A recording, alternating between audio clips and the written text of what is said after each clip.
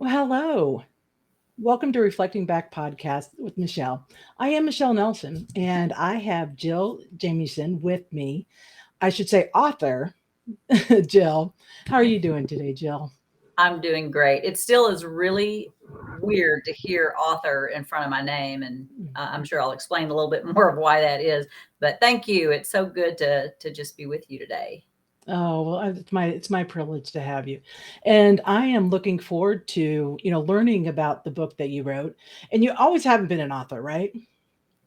No, Mhm. I have never aspired to write a book, and that's just really honest.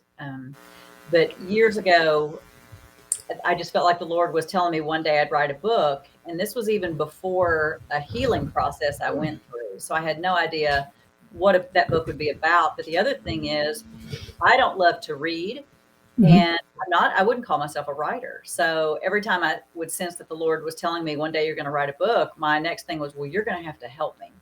And so this has been a 22-year process. I went through a healing 22 years ago, which I'm sure we'll talk about in a minute. But it wasn't right away that he said, okay, now write it. He wanted me to walk free Mm. enough to Mhm. be able to help other people Mhm. walk free. So that's my passion. That's good. Let's talk about the walk free journey. Okay. That's a bold, it's a beautiful and bold statement. Walk free. And is that the 22-year journey that you're talking about? The walk It free? is. It Mm. is. Okay, well, Because tell us about for it. okay.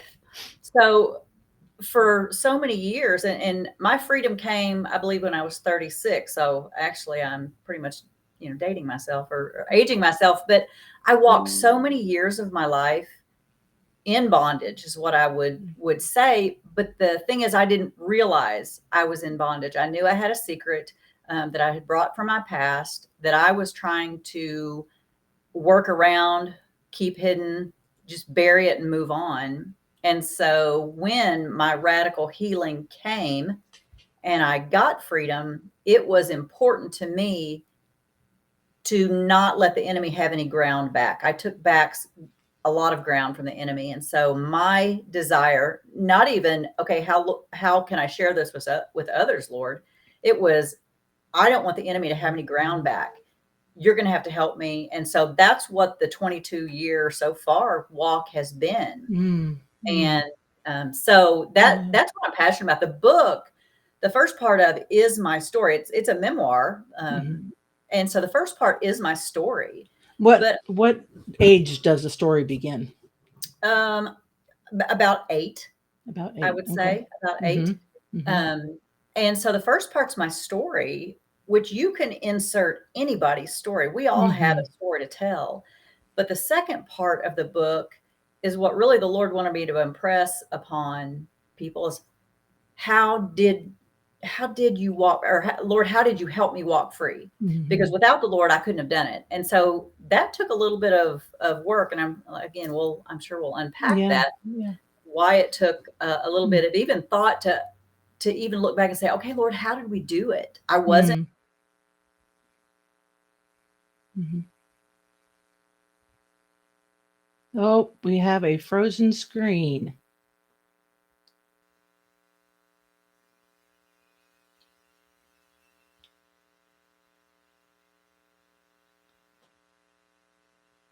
Well, while Jill is fixing her internet, let me kind of walk you through the book. Now, the book is located on Amazon, and I'm not sponsored by Amazon. I'm not affiliate. I am just mentioning, so I don't get any material gains mentioning Amazon. So there's that.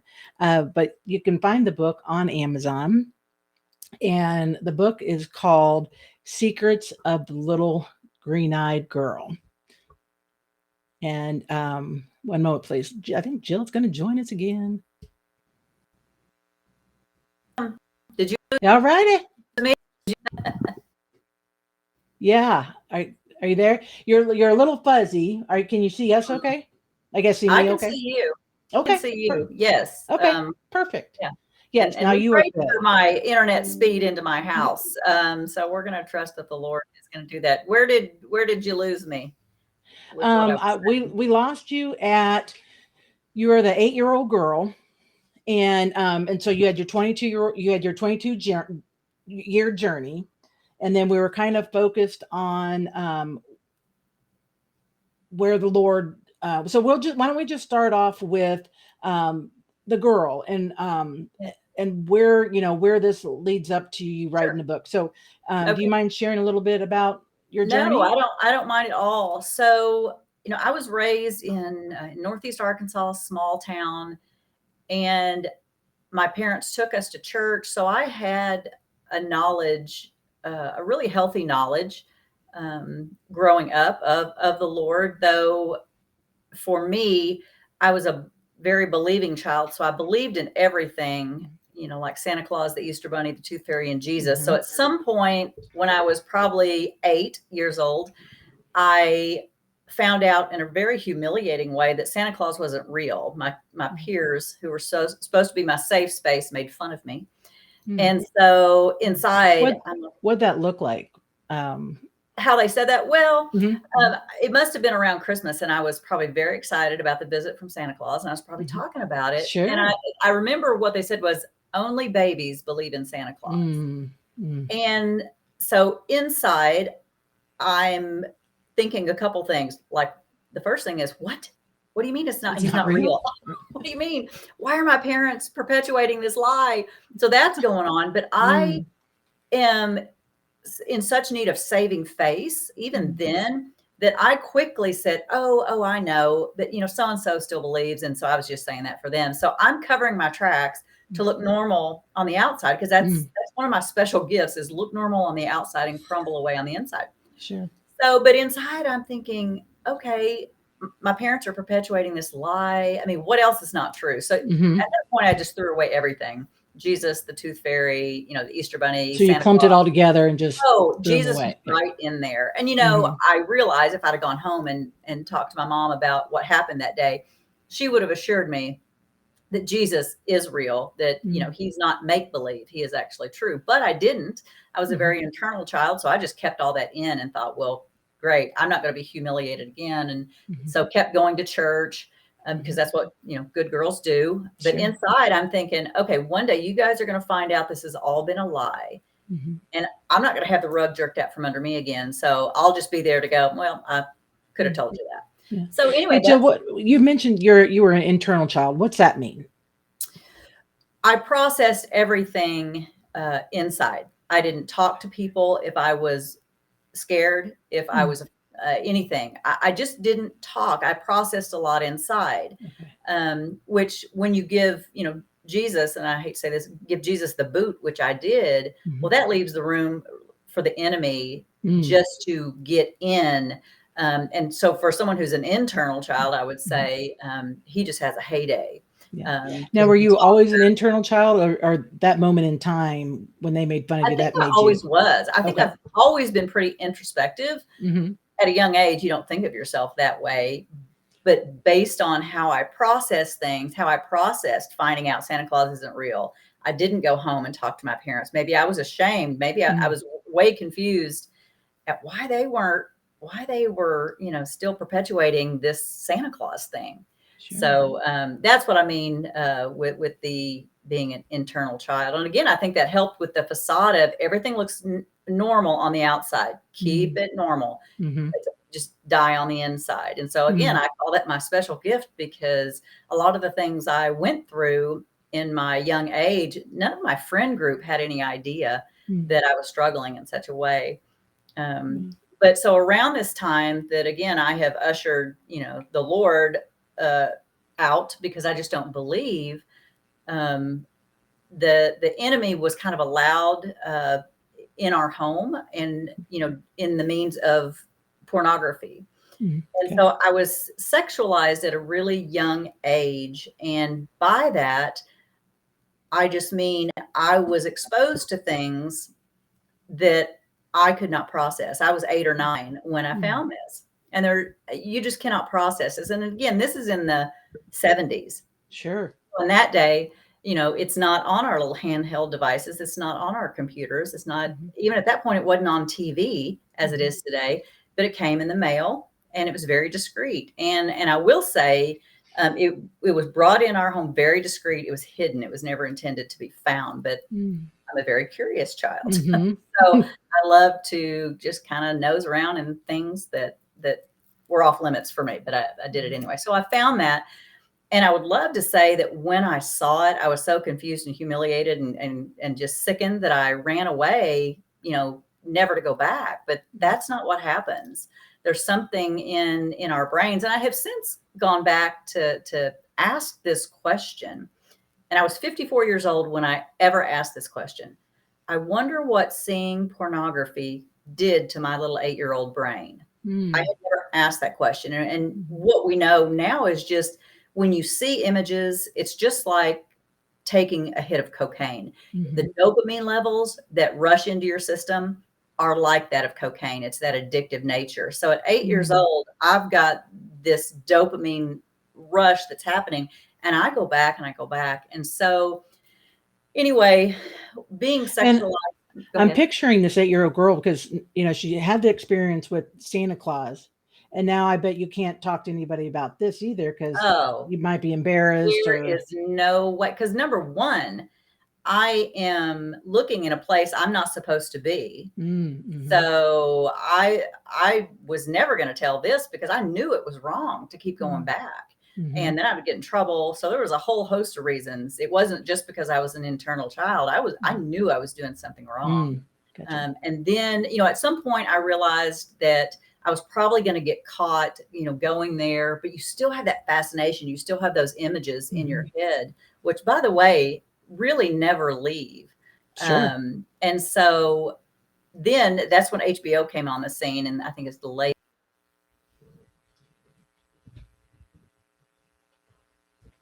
Oh, no, I think we lost her again.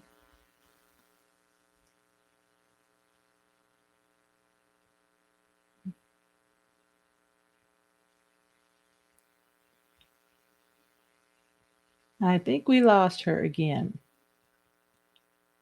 Okay, so like I was saying, until she gets back, the book is located on Amazon. Let me show you what it looks like so you can find it. I will share my screen.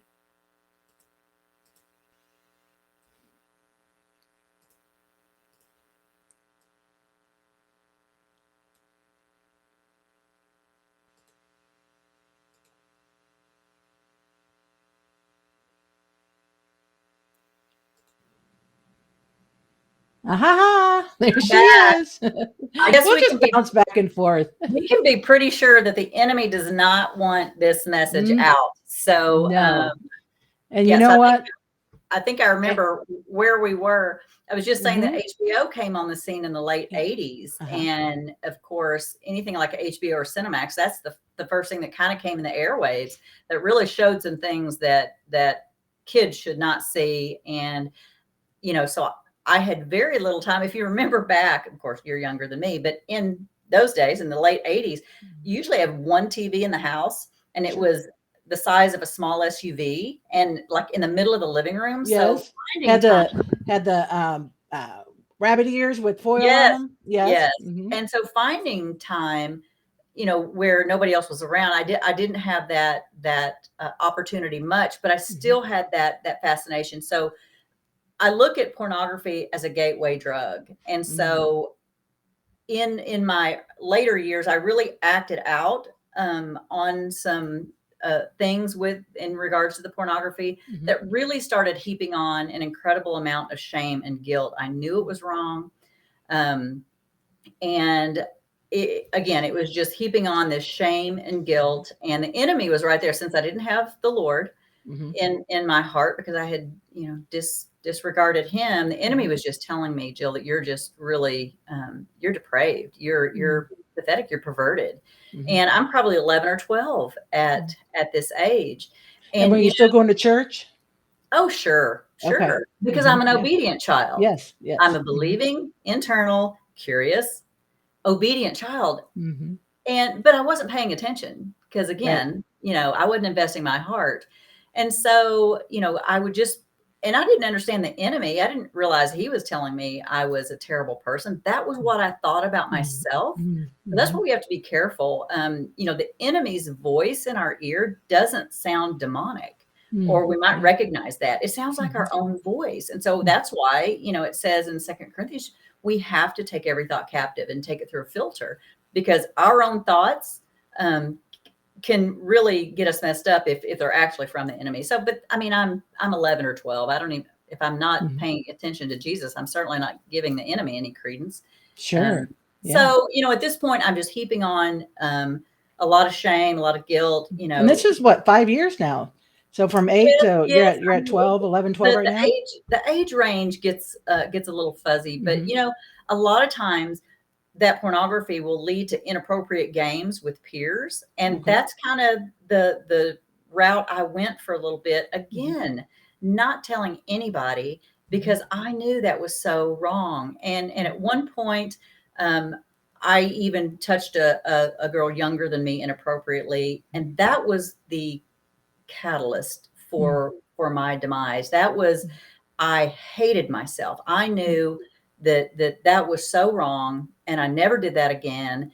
But I have said before, the enemy only needs one lie. He can Mhm. have several, but Mhm. he only needs one. And that was the moment in time he knew, I've got her, because she Mm. hates herself, and I Mm. will just have a heyday with her the rest of her life. And Mhm. that's pretty much what happened. And Mm. all this happened, before my 13th birthday. So he Wow. didn't care what my life looked like after that. Mhm. He just knew I would be broken. Mhm. And so, So moving let's on. talk about that a little bit, Jill. So you're so around 13th birthday. I know that people that have addictions, they can't wait. So let's say like an alcoholic, right? They're at work 8 to 5, and they can't wait to get home and get their drink, whatever their drink of choice is.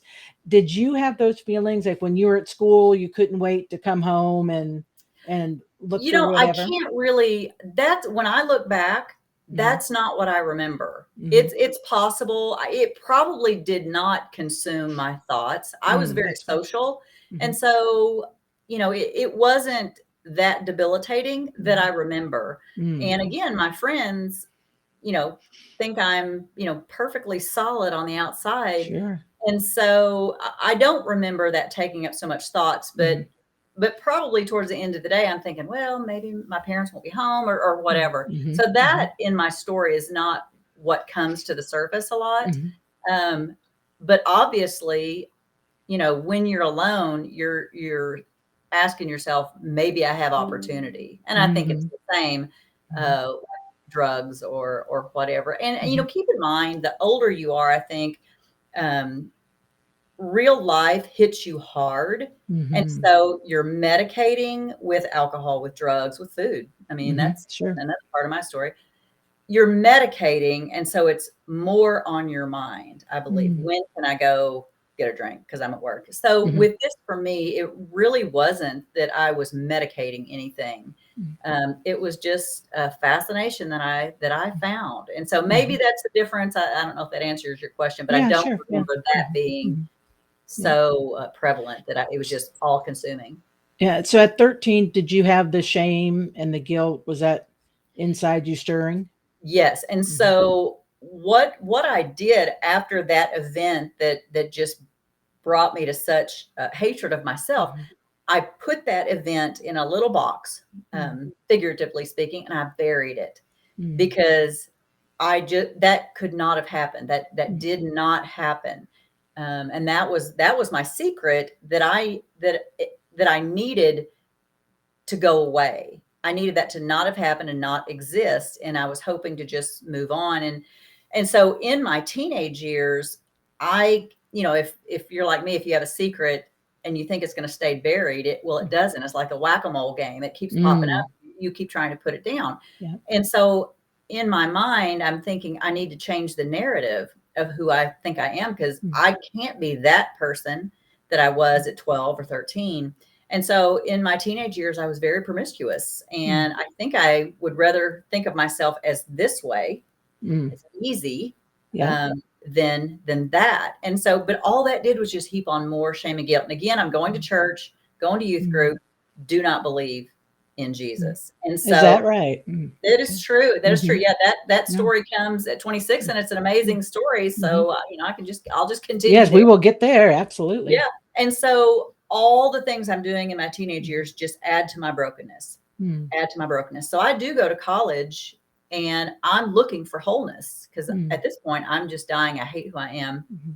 And so to me, But nobody wholeness, knows this. This is just an no, internal feeling, and nobody knows. Of course, people know that I'm a little wild in my teenage sure. years, but they don't know the secret. Mhm. And because I'm taking that with me to my Mm. grave was Mhm. my hope. Yeah. And so I went to college looking for wholeness. And to me, that meant my MRS degree, which I Mm. always point to my wedding ring and say, my MRS degree. And I earned it in the first 6 months, basically. I met my husband in the first 6 months. Mm. We didn't marry till about 6 months later. But to me, that's what I needed for wholeness because Mm. Jesus was not that. Because again, I still didn't Mhm. believe. Mhm. So I have And to ask you, why do you call it the MRS degree? that's just something I've said from the very beginning. Mhm. Because I didn't finish college, so I did not get a degree. Okay. But maybe that's it. Maybe that's You've been psychological. married a long time. That I think you deserve a 38 degree. Yeah. years. 38 And years. so I That's a earned degree. my degree in college. That's what I earned in college. Maybe Yeah. that's why. That's a great question. Maybe it's psychological that I never earned a real degree. Mhm. So I did earn something. You did. And There you praise God go. that I did. Yes. But one of the things about me in childhood, I was also very fearful because if Jesus isn't real, and I kept thinking about dying a lot when I was young, Mm. and if Jesus isn't real and heaven isn't real, when you die, Mm. how long is eternity? Do Mm. you know that those thoughts plagued my mind? Well, when I'm Mm. in my 20s, Mhm. newly married, Mhm. I still have a fear of dying because Mhm. again, I haven't made the connection with Jesus. Mhm. So when I got married and I couldn't tell him my Mhm. secret, I wanted him to just love me for what I could present to him. Mhm. We loved each other greatly. Right. I Um, want to ask you a question real quick. We'll put a pin in the college thing because I want to go back to you've been in church all your life. mhm. And they talk, I assume that they're bringing up God and Jesus Sure. in Yeah. the religion that in the religion that you had. Mhm. Sunday school, youth group, All the things. Jesus, God, you pray, you raise your hand. I Mhm. don't know if you went through the motions of you accept Jesus in your heart type of thing, if that was just a motion for you or you just never did it. Um, was it a dead church? Like, why do you think it never clicked when you No, were it was not a dead church at all. I was raised Methodist, so okay? baptism in the Methodist church comes when you're a baby. So I was sprinkled as a I baby. So see. there is no, there are confirmation classes when you're 13. So that is when you have all the knowledge of Jesus and dedicate your life. But again, so here's the thing. I heard about Jesus. I sang all the songs, but I did not invest my heart because That's I good. thought it was all a lie. And one day everybody else is going to find out it's a lie. And I'm going to be the one going, could have told you, could have told you. Mm, So good. it wasn't any church's fault. It Hmm. was not any denomination's fault. It was the fact that I did not invest my heart. I heard it all, but I thought, nope, not me again. So, Mm-hmm. that's kind of how that plays out. How do you spend all this time in church Mm-hmm. and not get it? Well, it's because if you don't invest your heart and you don't believe, that's exactly how that can happen. Mm. Did you But consider yourself like an atheist or agnostic or anything, or you no, just didn't no, I didn't believe? even know what those words meant. Okay. Yeah. I didn't know Mm. what those words meant. Mm-hmm. I was just kind of numb. Mm-hmm. Mm. Again, growing up, I already had a numbness in my heart from Mm. the secret I had. And so I think I was just trying to eke out an existence. I knew I wanted to get married. I had a great Mm. example from my parents. They were married. I have one sibling. We had a great childhood. I always compare it to like the Norman Rockwell paintings. It, Mm. looked pretty quaint and pretty Mm-hmm. good. Sure. And I was loved. And so I desired that and I wanted to have kids. And so when Terry and I got married, Mhm. I'll lead Okay, you so up now we'll go to college. I'll lead you up to the point where Yes. Jesus opened So my how did you eyes. meet him? We have to start with all Oh, that. okay, okay. Well, I will say our love story's in the book. Okay. But, he was a two-sport athlete in college. We met at ASU in Jonesboro, Arkansas. And so he was a senior and I was a freshman, and I was with my sorority sisters at a football game, a bonfire before a Saturday football game. Mhm. And so across the firelight, it's so romantic. It's not even Mhm. it's amazing. So across the firelight, I see him Mm. standing with all of his football players. And there was a lot of guys there, but my eyes were fixed on him. So I saw him and made the comment to my sorority sister who was standing next to me, wow, who's that? And she said, well, I'm dating his roommate. I'll fix you up. And I'm like, okay. So Terry and I can joke that I saw him and sought after it, but he doesn't necessarily remember it that way. He thinks he saw me one other time playing maybe flag football. And I'm like, well, you didn't pursue. So Right. So my I'm at story is least, better since you didn't pursue. so that's how we met, Mhm. right before, actually, it was right after homecoming, Okay. my freshman year. And then we started dating and we were married by the following August. Okay. And Wow. so, I was all in with that Mhm. because again, that was what was going to bring me wholeness. It was going to bring me Mhm. purpose. And that Mhm. equaled wholeness in my Mhm. mind. Mhm. But as great as our marriage was, I was still empty. I still had a hole in me. And I thought, well, I Mhm. need to be a mom. Mhm. And so right. Did Terry go to church? Yes, he was raised in church. He was raised in a Okay. very legalistic church, and Okay. so his view of God was not the grace-filled God that I have come Mm. to know, and he has come to know. Mhm. It was Mhm. more of a, if you do this, you're condemned to Mhm. hell. It was kind of it was really God's God's legalist. strict and not loving. Yeah. Right, right. Yeah. And he is a child of trauma as well. And Mhm. so, I mean, it's amazing how God would bring two broken kids Mm. together Mhm. and, to have a great purpose. Well, we Mhm. certainly didn't see that at the Yeah. time. We just loved So each other. so in college, it wasn't like he was this big Christian and we're gonna go to church and we're gonna do. You Well, guys just tell a little bit no. about that you guys how So you we really, evolved.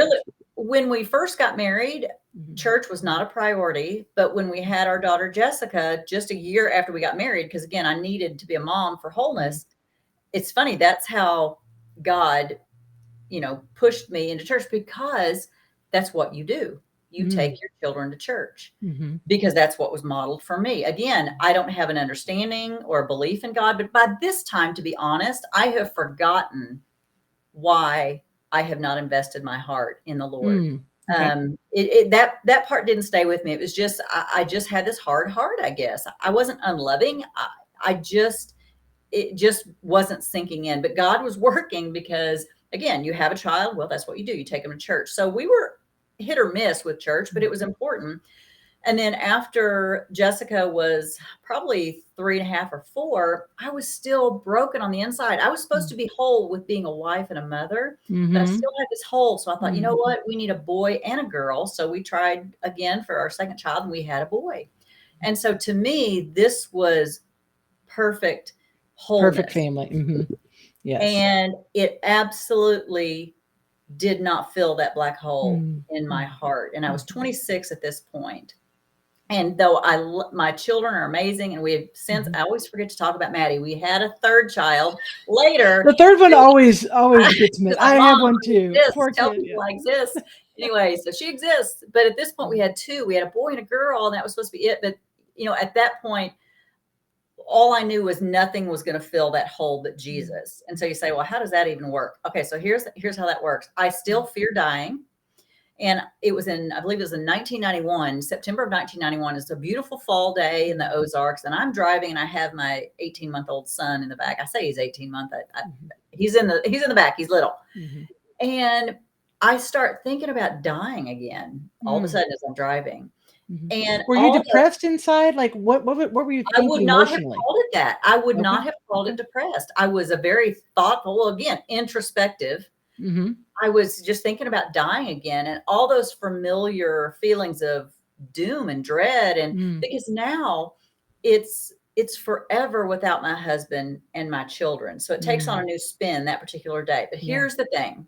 There was my darkness. There was the level of depression, if you want to call it, that particular day.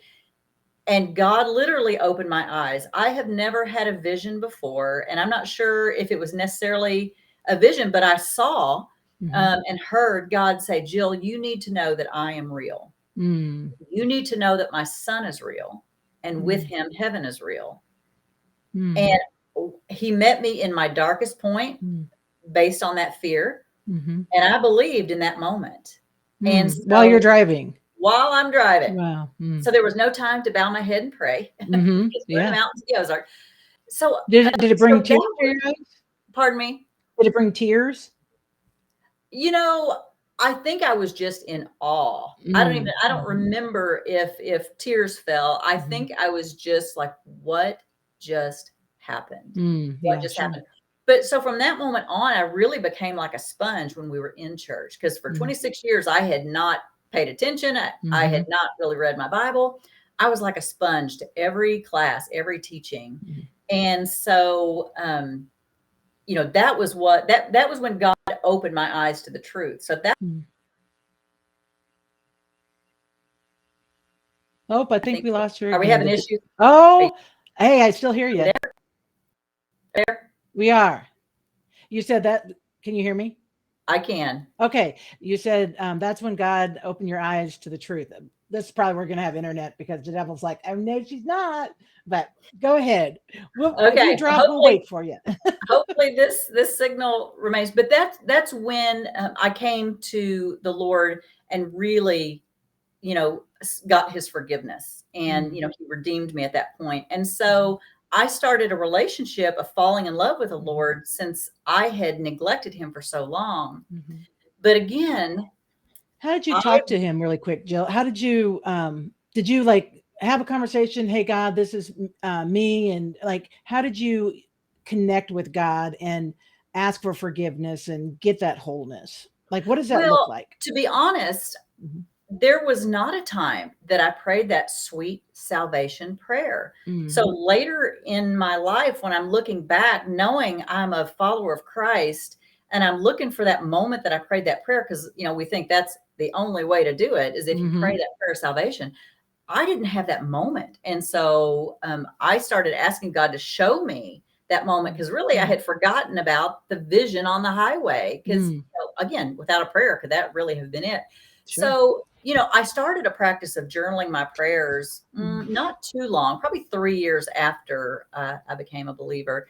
And so to me, that was the way I communicated because Mhm. they became my love letters to the Lord. Mhm. And so I was communicating. And for an internal person, that's a pretty Mhm. good way of Sure. getting things Yeah. out. And what does that But look like? When you're journaling, is it like, "Hey God, what's up?" Like what is it just well, on your just mind and you just start picture writing? What's that look like? picture writing a letter. Now, people journal Okay. in different ways, so there's Mhm. no right way or wrong way. But for me, and I'd also, when I was fairly young believer, heard about the ACTS acronym. The A is for adoration, the C is for confession, T for Thanksgiving, and Okay. S for supplication. So I kind of needed a guide, and that came along at the right time. So, Okay. but it's like, dear Lord, and then I start into praises. I Mm. praise you for who you are. And again, Mhm. my first prayer journal entry was one paragraph long. Mm. That's it. Okay. Now today I can do pages and pages, but Mhm. but you got to start somewhere. So my communication skills with So uh, even at one page, you're still getting it on paper yeah, and talking so to my him. Mhm. communication skills with an almighty God started Mhm. off really slow, but he met Mhm. me right there. But what is important to understand Mhm. is when and I came to the cross figuratively, really without a prayer, but I unearthed that secret that I had, that box, and I Mhm. brought it to the Lord to forgive. So when I knew I needed forgiveness, I brought everything Mm. and laid it at Yes. his feet figuratively. Mhm. And at that moment, he wants me to leave it there because Mhm. it's forgiven, it's paid Mm. for. But that is such a vulnerable thing for me. Mhm. I take that back and I Mhm. do it again. Mm. And I'm really just Mhm. saying, Lord, I love Mhm. you. You love me. That's forgiven. Let's Mhm. leave it there. Let's move on. Use Mhm. me. And so for 10 years after Mhm. salvation, I was fully saved, yet fully bound because I had Mm. that secret still buried. And what does bound feel like? Well, to be honest, in Mhm. those 10 years, I didn't think I was bound because I didn't know what a relationship with Christ felt like. Mhm. Mm. So, but here's the thing, and here's what I'll tell you. So every so often, and as I'm trying to read scripture, I'm joining ladies' Bible studies because I'm hungry at this Sure. point. And every once in a while, in my quiet time, I would hear the Lord say, He'd whisper, Jill, we need to deal with that box you buried. Mm. Mm. And I heard that like He Yeah. was sitting next to me. And I said, Lord, you forgave that. Mm. You know, I can't share that with anybody ever. Mm. And I would tell the Lord no.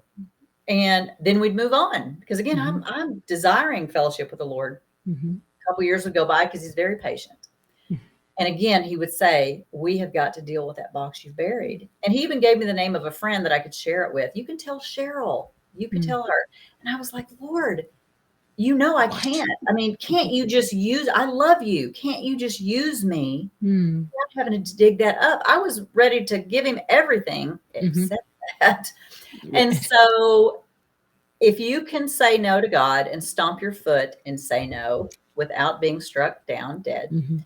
I tried that. And Mm. that's exactly what I did. I said, no, Lord, I can't. I can't. And so at that point, after about 10 years, and you asked me earlier, was that a depression I was in previously? Mhm. I was not a depressive person. I really wasn't, Mhm. Mhm. but I fell into a darkness.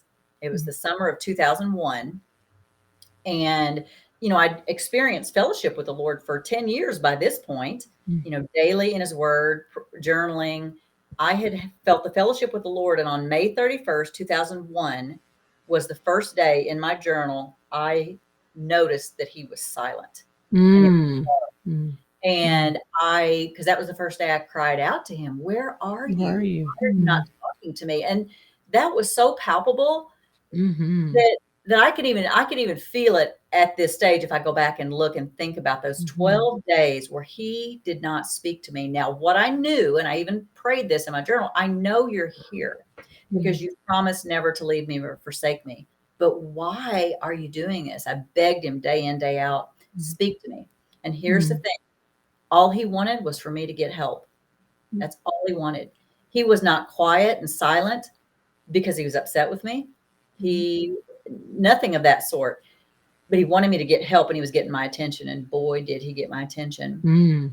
So at the end of those 12 days, and of course, I'm so grateful that I journal because Mhm. I've been able to go back and look at those 12 Right. days of darkness is what I call them. Mhm. And at the end of that, I relented and got help from my pastor's wife. And so I Mm. started this Is process. that Cheryl? Is that the pastor's No, wife? no, Oh, it was okay. not. That was just a friend I had from Okay. Iowa, which was Mm. not even living where I was at the time.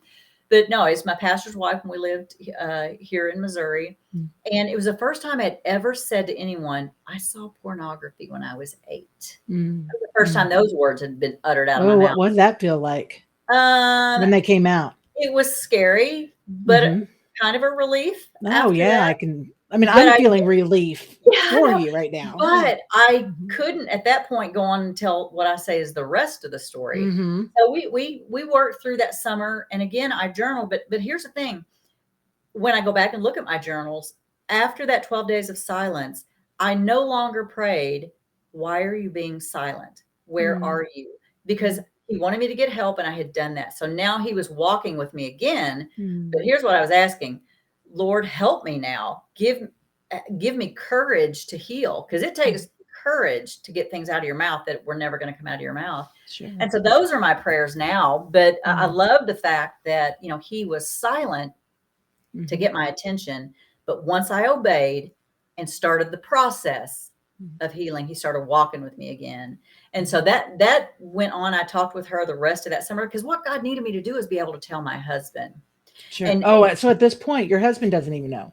doesn't nobody's Mm, going to okay. know if I And have my you mentioned, eating. Are you compulsive eating at this time too? um Like, what does that you look like? know I don't know about compulsive eating. I have always had an issue where I just mindlessly eat.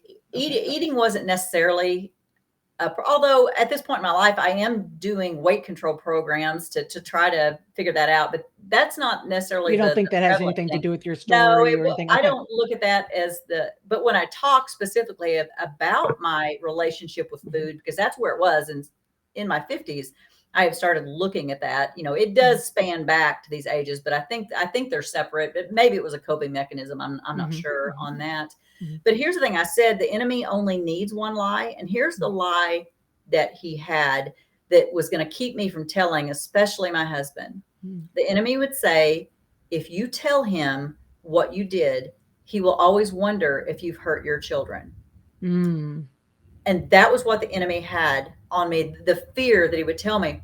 Mhm. And here's the thing: in my heart of hearts, I knew Terry would not think that, but I Mhm. couldn't risk it. And Mhm. so I was just begging God to just let that lie, let it just stay there Mhm. and just use me. But God knew anything you keep in the darkness, anything that causes you such shame and guilt, the enemy's going to use it. And Mhm. so at the end of this long summer, I'm working through, I finally get to tell my husband. And here's the thing: I can remember Mhm. this day Mhm. almost as vividly as everything else that happened that summer. Mhm. Now here's the thing: I mentioned he was a child of trauma. Mhm. And he has issues with abandonment, and just even feeling loved and desired. Mhm. And so you can imagine, because he will tell you, I say my depression was all that summer. He would Mhm. say, "Oh no, it was 18 months previous." So Mm. I was thinking, and he Mhm. knew it. And here's what the enemy's telling him: she doesn't love you. She's leaving Mm. you. She's having affairs. So Mm. my poor husband Mhm. is And this fearing, is all internal. You guys aren't saying this to each other. not This is saying just a a word, mindset that not when not you saying have a a word. mindset, he has a mindset, and He knows uh, I'm getting help yeah, because he knows I'm depressed. And so yeah. he's in favor of that. And every time I would drive in from seeing my pastor's wife, I could just see it in his eyes. He was ready Mm. for me to tell him what was going on. Mm. But when I couldn't even process it after those meetings, you could just see it in his face that it's not happening today. Mm. But bless his heart, he's working with his own demons Yeah, and lies. And sure. so anyway, so when we get to the day, and it was in August of that same year, 2001, we're sitting in our vehicle at a friend's business out in Golden, Missouri, and I tell him what happened, when I was about 12, and he looks at me and says, "That's it." Now I Mm. have to say he was not discounting my pain. Mhm. He was thinking his life was over and I was leaving him, and he is relieved. Mhm. But the next words that came out of his mouth were the most healing words I've ever heard in my life. He said, "Jill, you were just a child yourself." Mm. And here's the problem: I was 36, I believe, when I was telling him in Mhm. 2001. And I still felt like that 12-year-old girl. You Sure. don't separate your childhood, or I didn't, your Mhm. childhood from who you are. But at that moment when he said that, I was able to look back at her, that little girl. And that's why the little green-eyed girl was Mhm. looking at me, just wanting to be forgiven. And I Mm. had just not forgiven her all these years. And so that Mhm. was the first time, with his help, by just bringing that to my mind, I was able Mhm. to let her go. Mm. So that day was the Mhm. day that God's light came into Mhm. the darkness I'd been hiding Yeah. at that point, and the enemy was exposed. Mhm. And for the Can we lie, talk about that a little bit, Jill, when you said that, you could let her go? And well, why I think it's important is because I go to a counselor just for, um, just for my things that I'm just trying to deal with. And one of the things that we talk about is the little girl inside. And the things that I do as an adult is that little girl just trying to get attention, trying to, and so recognizing that little girl and saying Mhm, it's okay that, you are loved, you are cherished, you are mhm. forgiven. Um, Talk me about how you had a conversation with that little girl and forgave her so you could move on as an adult. Well, to be honest, as I look back, it was just, and of course, everything you look back with perspective. I Mhm. don't remember it vividly happening that day, Mhm. but with those words that he showed me, I was able to look at her and Mm. separate ourselves. Mm, That's that's the best good. way I can describe it. Because again, I was Mhm. 36 at the time, and I looked back at the 12-year-old Mm. because we bring ourselves along. We I don't even know do. how to Hmm. describe it. We bring her, but I Hmm. separated her Yeah. and could look at her for who she was. Mm. And she literally was looking at me with those sad eyes, Hmm. That's good. saying, I'm so sorry. Mm. Because I was so desperately sorry Hmm. for that. And Hmm. other than that, I don't know of a conversation. I don't remember an audible Hmm. conversation with her. Now, Sure. I have since gone back and written her a letter Okay. years after my healing. It was an Hmm. exercise that I said, just write her a letter. Yeah. What would you tell your younger self, or what would you tell your young girls? But to me, Hmm. I knew I needed to write her a letter. So Hmm. it was where I actually got to express some things and tell her, you know what, you were a curious child. That's not a bad thing. You're That's good. creative. And, I told her, I'm so sorry that the enemy came and tried to counterfeit that and make you afraid to dream. Hmm. So that was very healthy. I didn't do it in my healing process back then, but I Hmm. have done it since. And so, Sure. Sure. but Good. yeah, it's a beautiful thing Hmm. to be able to do that, because then you celebrate who you were into who you are now, and God wants to Hmm. restore to you. And that's what he did. He Hmm. restored so Yeah. many things. So many So things. at Yeah. that moment of exposing the enemy for the liar that he was, Hmm. that next day, or that day, was day one of the rest of my life. Mm. And again, when I was going to write the book, I had to look back and say, okay, Lord, how did we do it? Again, I said I wasn't seeing my counselor anymore. I don't follow 12-step product programs. And I don't read a lot of books, even Mm. good Christian. I don't read a lot of books, but I was pouring into God's word. I was asking him daily as I was journaling, Lord, help renew my mind. Mm. I knew that was key, Mm. because, and since I have been able to look back again with perspective, my sin that summer, I was living in a sin, but not a grievous, continual acting out sin. My Mm. sin that whole time had been unbelief. Mm. And what that means is, it's not that I didn't believe in Jesus and the Lord. I was full in, but my unbelief was that I didn't believe God was greater than my greatest fear. And of course, Mm. my greatest fear was what Terry would think if I told him. So I was Yes. basically saying, Lord, I don't think that if it all falls away, you couldn't possibly be enough. That's Mm. unbelief. Mm. So I love the thought, the Father in Mark 9 that says, if you can heal my son. And Jesus says, if, everything's possible for those who believe. And the Father says, I do believe. Help me Mm. overcome my unbelief. And so that was basically what I prayed that summer. The Lord saved me and gave me a new name, made me a new creation. He calls me his princess, his child, beloved, Mm. cherished, all the things. And so for those 10 years, I hated me. Mm. I felt worthless. So I was living beneath all the promises God But gave me. nobody knows it. Your Nobody. facade is Again, smile. Yeah. Hmm. Hmm. again. And so the event that I'm going to next week is in my basically hometown where my healing took place. Hmm.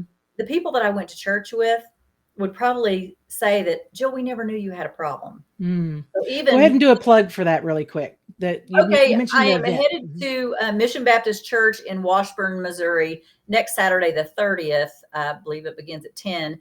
Now, and you can probably find it on their website. I know there's a little cost involved. And of course, you have, I think, a little blurb of Hmm. Yep. the event Hmm. pulled up as well. So you can look on there for the details. But being able to go home for the first time Mm. and share my story, because again, most of those that I was in Bible study with would not have known I had a 10-year problem at that point when I met them. Um, so what I came to understand is that summer I had to finally believe who God said I was. Mm. And so I had to refute all the lies and say, Lord, I believe I'm your child. I believe I'm cherished, beloved, all these things, no matter how I feel.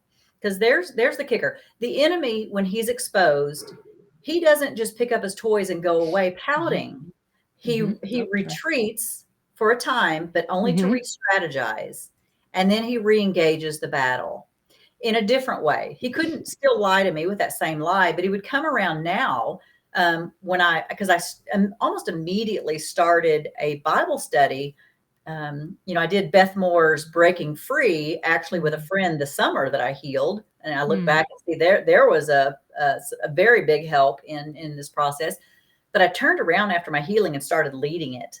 Mm. And every time I would go do something like that, the enemy would come back and go, "You're going to talk to those women after what you did?" Mm. It is Beth Moore that says in this study, he will come back and say that.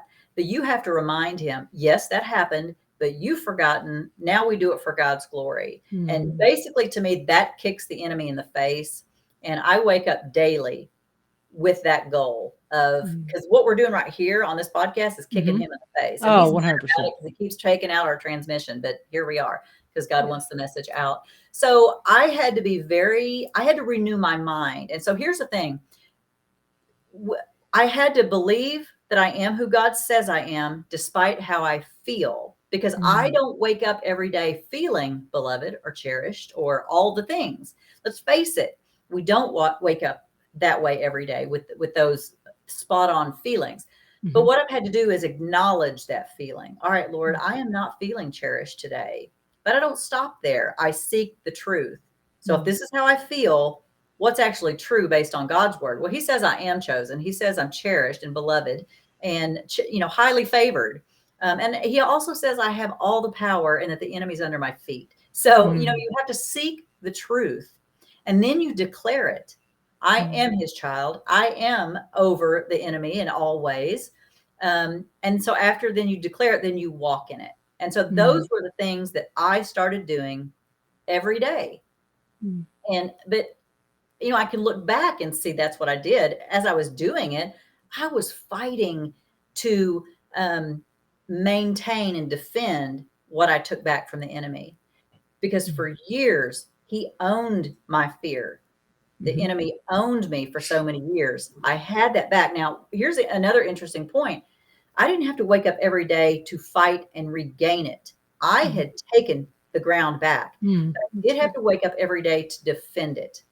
And so that brings me to, the other thing that I really think about on a daily basis is the armor of God Mhm. and what that means and what that looks like. Mhm.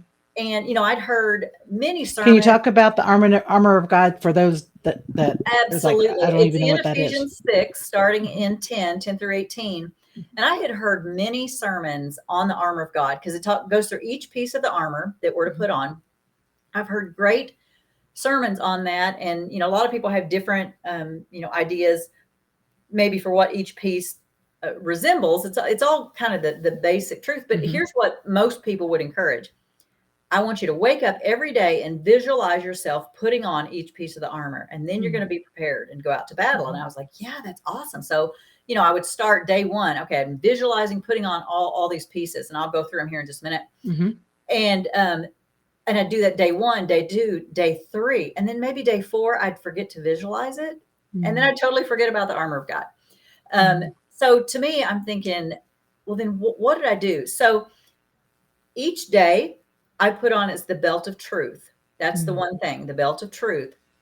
And that truth is really believing, number one, who God is, believing who Jesus is, and believing who I am. I am his child. So, and Mm. and that belt really holds all the other pieces in place. I'm not sure why Paul puts that first because it really is kind of the outer thing that holds everything in place, but he starts Mhm. there, so it must be very important. Yeah. So you got to start with that. But here's the thing. I don't ever take that off. Mm. I put that belt of truth on one time and I sleep in it because let me Mm. tell you, in the middle of the night, when the enemy likes to come and whisper, when it's dark, Mhm. how worthless we are, I want that protection on. So I never take that off. When the next one's a breastplate of righteousness, Mm. and it's not my righteousness, it's Christ's righteousness. And that covers my heart. And Mm. so I need that on at all times because the enemy, again, is going to target our hearts and our Mhm. emotions. So I leave that on all the time. Put it on once, it's always on. Mhm. And then the sandals that are for readiness. It says the sandals of readiness for the gospel of peace. Mhm. I can sleep in those. I need to be number one, ready to defend, ready Mm. to share, and the peace that comes with that, I'm going to need that all the time. So again, that's what Mhm. I leave on, and then the helmet of salvation.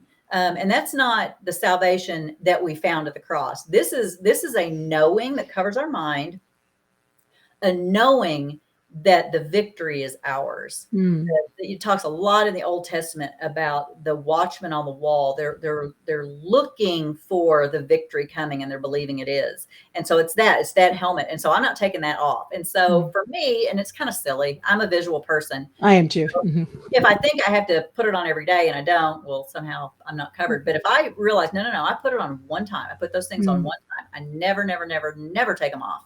Mm. But here's the thing. What I didn't talk about was the shield of faith. Mm. You have to pick that up, and you have to pick it up daily. Mm.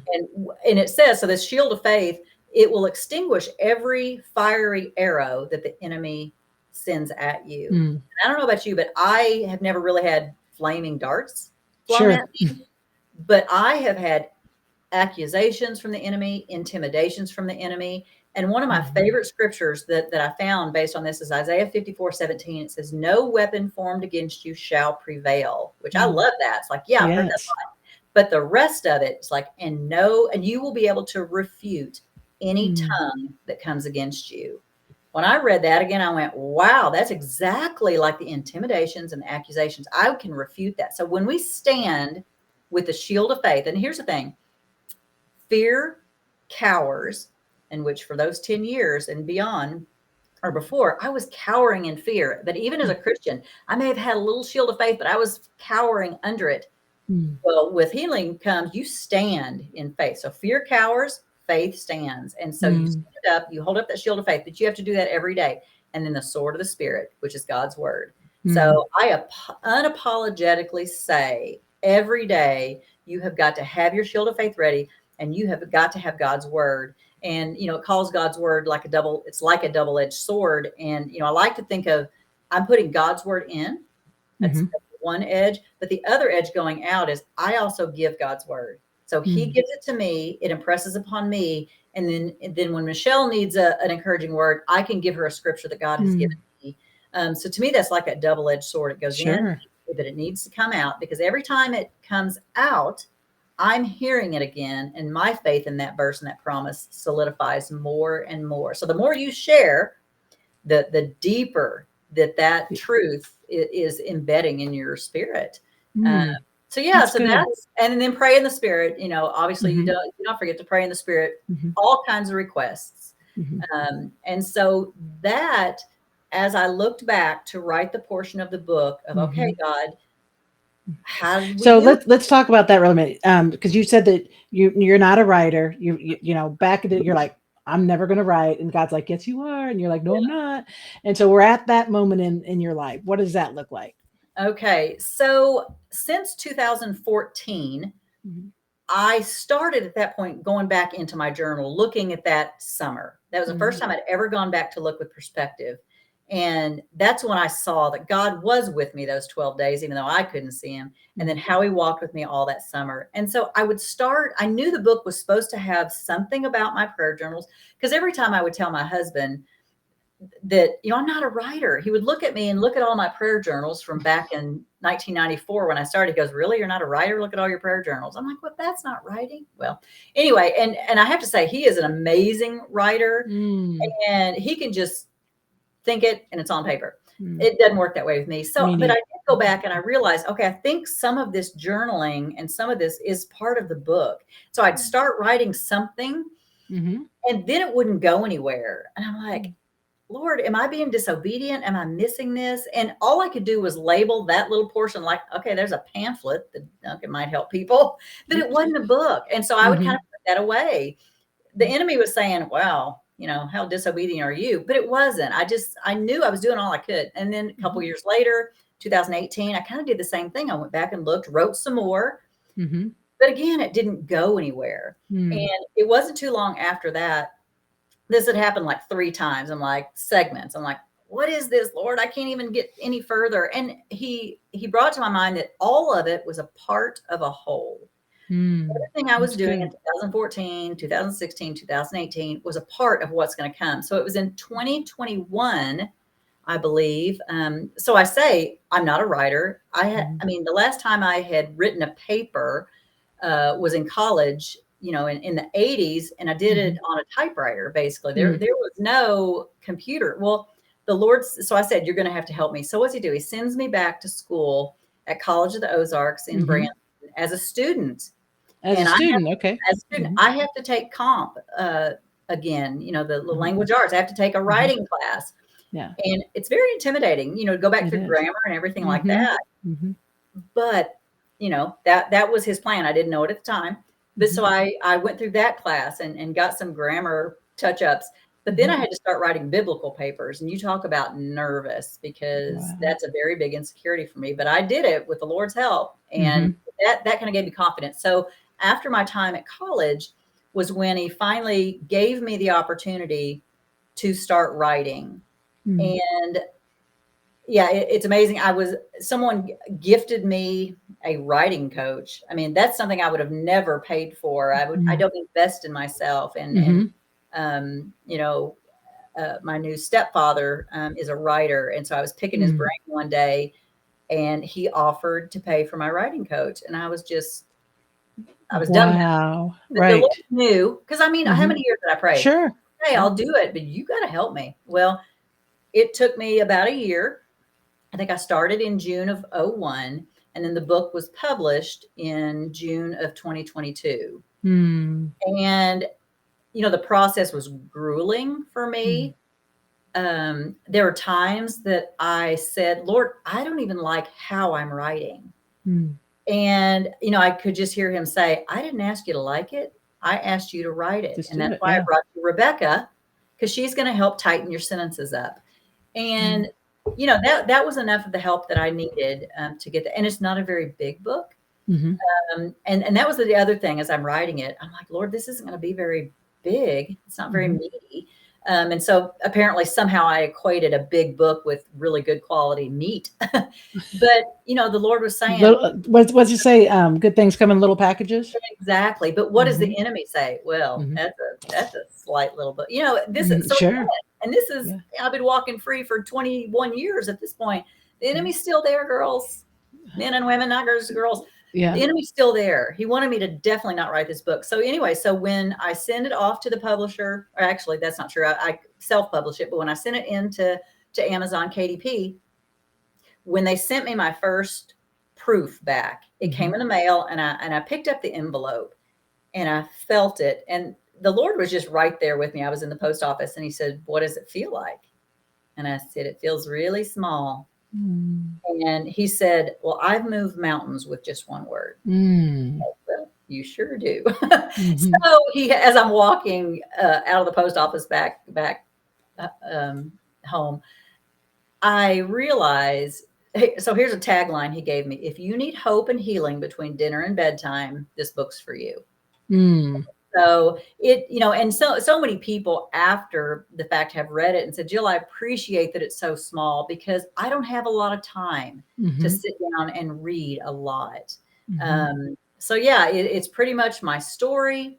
And then again, the best part that makes God the star of my story is look what he can do. And he won't Mm. do it for me. It's just the promises I started believing, and it's there for Mm-hmm. everyone. Uh, Everyone. yeah, absolutely. Wow. That is so great.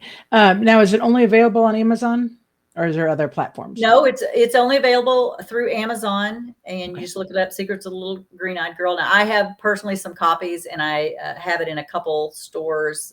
There's one little pharmacy in Cassville that has had some copies, but truly, it is just available there through Amazon. It's just the easiest thing. It's that was the easiest process as well to do Yes. that.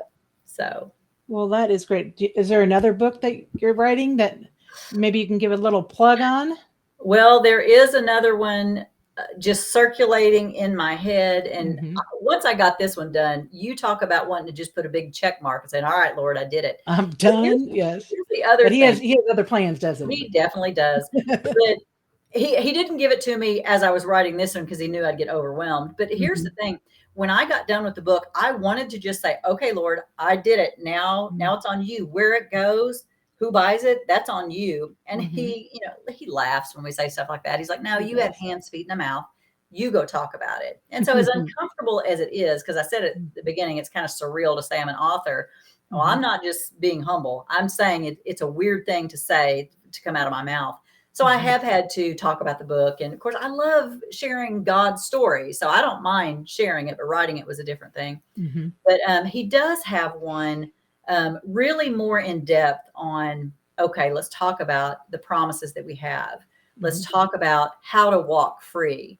And because if it's a small book, that portion isn't, those chapters aren't very long talking about how I've been walking free. So I think there's more on expanding that. So yes, it's still in my head, Good. but I at least written some, I'm writing some thoughts down, but I don't know, for people who love to write and can really just get it on paper, I admire that. The Lord must really, really want me to depend on him because it does not come easy. That does I've not come easy. blogged a little bit. I have a website, and so I have blogged, which I've enjoyed it. But boy, you talk about pulling teeth to get me to sit down. I'll talk to you about what I blog about all day long. No problem. What's your website? What's the name of your website? JillJamieson.com. It's a WordPress. Okay. I think you can get JillJamieson.com. It has all my presentations. I've done a couple other podcasts and a radio show, but all my presentations as of late are all on there. And then it also has a link to the book. So do you have any other events coming up besides the one in Cassville? And that's at Mission Church, right? Yes, this is at Mission Baptist Church in Washburn. There's one in Monette that I have in the spring.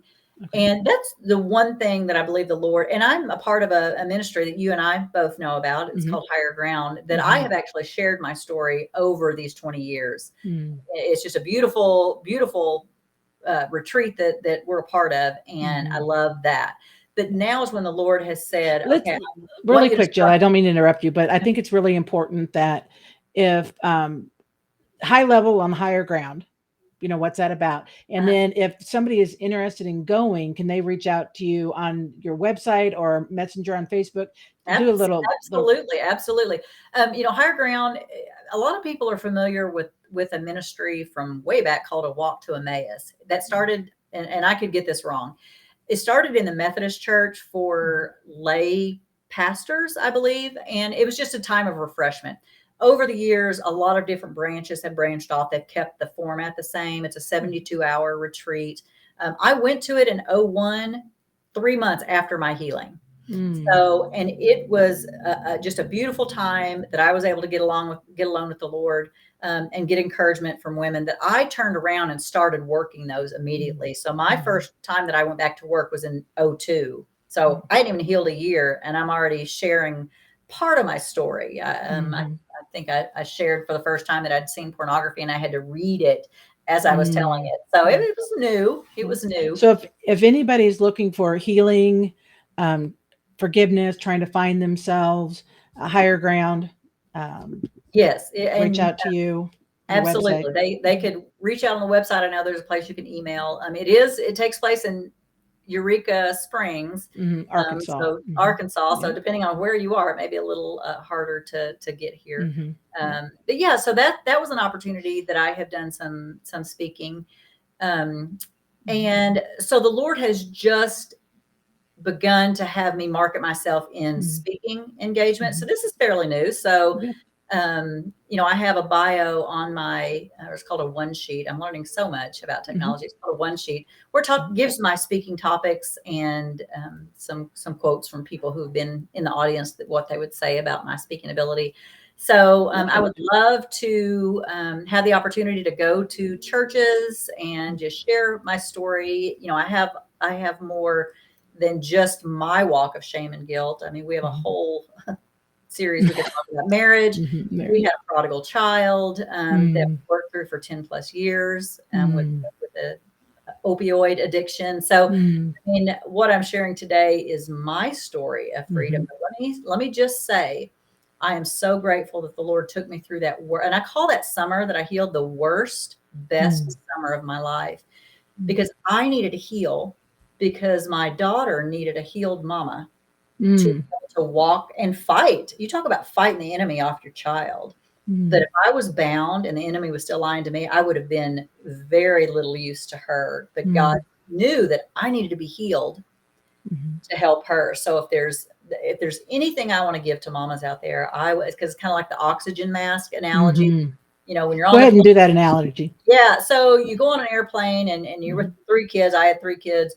the stewardess will say, if we lose cabin pressure, the oxygen masks will drop. And what she says is, adults, and I think mamas, put your mask on first and then help your children. Well, no mom out there thinks that's a great idea. It's like, how selfish. I don't think of myself first. I'm taking care of my kids. So if I went with that thinking, I wouldn't put mine on. I'd start with my one child, I'd get to the second, and I probably pass out before I get to my third. And so obviously the analogy, even with the oxygen mask, get yours on first, and then you'll be able to take care of your 3 kids. Well, God just showed me, look, Jill, I need you to heal first. Put your oxygen mask on first. Let's work with some of the things that you've been carrying all these years. Let's get rid of your shame and guilt. Let's unearth your secret.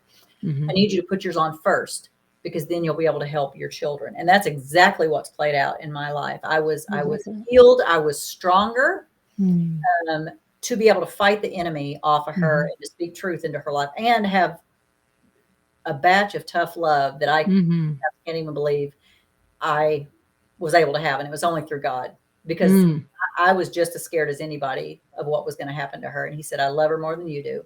I love her more than you do. You stand firm. You stand firm. She's hungry. Well, hunger's a motivator. Stand firm.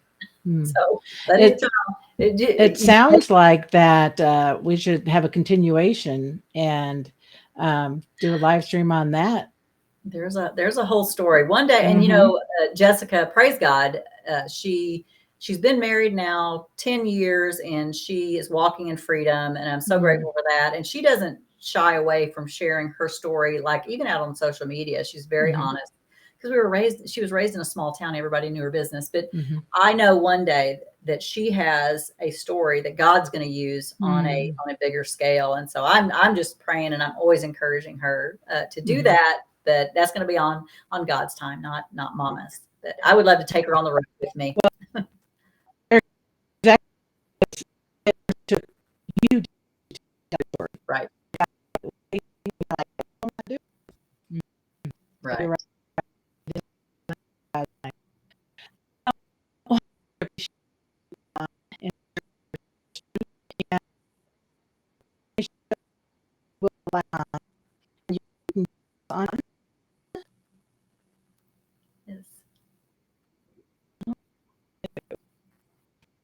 Yes. Okay. Well, I appreciate the invitation to come on. Absolutely.